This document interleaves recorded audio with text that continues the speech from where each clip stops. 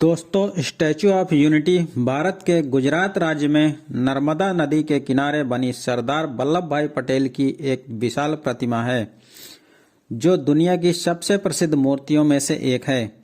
सरदार वल्लभ भाई पटेल को भारत का लौह पुरुष भी कहा जाता है और वो आज़ाद भारत के पहले गृह मंत्री भी थे। आपको बता दें, इस मूर्ति को दुनिया की सबसे ऊंची मूर्ति माना जाता है तथा इसकी ऊंचाई 182 मीटर है। आइए जानते हैं स्टैच्यू ऑफ यूनिटी के बारे में कुछ रोचक जानकारी। इस मूर्ति का नाम स्टैच्यू ऑफ यूनिटी इसलिए रखा गया है क्योंकि सरदार वल्लभ भाई पटेल ने आज़ादी के 560 से भी ज़्यादा भारतीय रियासतों का एक गठन भारत के रूप में किया था। इस प्रतिमा के निर्माण के लिए गुजरात सरकार ने एक विशेष परियोजना कमेटी बनाई थी, जिसका नाम सरदार वल्लभ भाई पटेल राष्ट्रीय एकता ट्रस्ट था। इस कमेटी का काम प्रतिमा के निर्माण कार्य की देखरेख करना था। इस खूबसूरत मूर्ति को बनाने के लिए 70,000 टन सीमेंट, 25,000 टन स्टील और 12,000 कॉपर पैनल का इस्तेमाल किया गया है और करीबन 1700 टन वजन का उपयोग किया गया था। मूर्ति का बेस यानी आधार बनाने के लिए 129 टन से अधिक स्क्रैप लोहे का उपयोग किया गया था। आपको बता दें कि इस लोहे के कबाड़ को भारत के 10 करोड़ किसानों ने दान में दिया था। नर्मदा नदी के साधु बेट नामक द्वीप से बनी इस प्रतिमा को आधुनिक तकनीकों के द्वारा बनाया गया है। स्टैच्यू ऑफ यूनिटी को बनाने में 4 धातुओं का इस्तेमाल किया गया है, जिनमें 85% तांबे का इस्तेमाल किया गया है।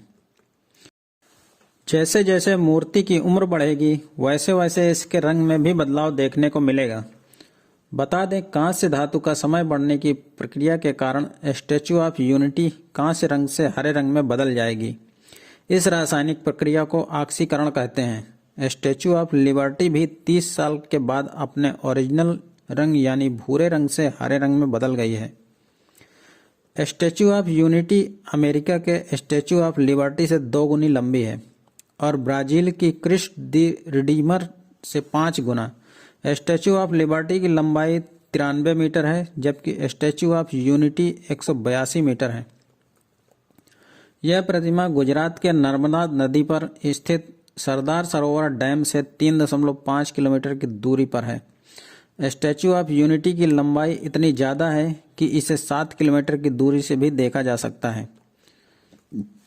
इस प्रतिमा का कुल वजन 1700 टन है। इसके पैर की हाइट 80 फीट है और हाथ की ऊंचाई 70 फीट है। कंधे के ऊंचाई 140 फीट है और चेहरे की ऊंचाई 70 फीट है। इस प्रतिमा की नींव को 45 मीटर गहराई में जाकर रखा गया था, इसलिए भूमि पूजन के लिए 15 मंजिल इमारत से नीचे जाना पड़ा था। इस प्रतिमा के दोनों पैरों को कोर वाल के रूप में इस्तेमाल किया गया है। कोर वाल की ऊंचाई 152 मीटर है। कोर वाल एक ऐसी तकनीक है जिसे ऊंची इमारतों के निर्माण के लिए इस्तेमाल किया जाता है। स्टैच्यू ऑफ यूनिटी में M65 ग्रेड कंक्रीट का इस्तेमाल किया गया है। M65 का मतलब है कि इस कंक्रीट में 65 मेगा पास्कल की ताकत है, जबकि सामान्य इमारतों में लगने वाला सीमेंट M20 ग्रेड का होता है। स्टैच्यू ऑफ यूनिटी को बनाने में 5,700 मीट्रिक टन यानी करीब 57 लाख किलोग्राम स्ट्रक्चरल स्टील का इस्तेमाल हुआ है।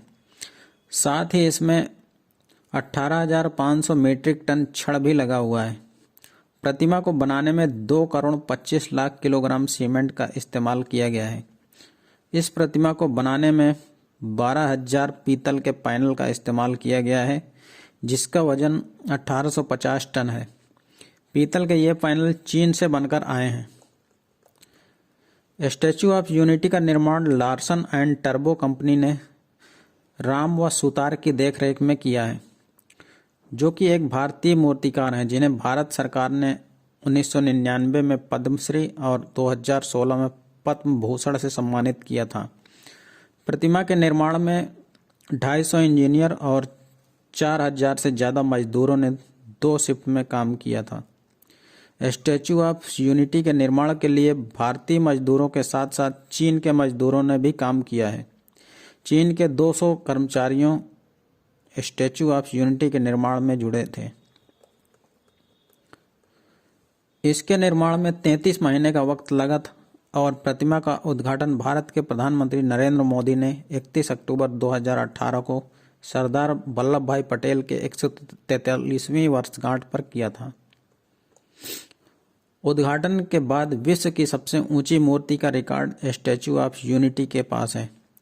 स्टैच्यू ऑफ यूनिटी से पहले दुनिया की सबसे ऊंची मूर्ति का record spring temple of Buddha चीन के पास थी, जो 153 मीटर ऊंची है।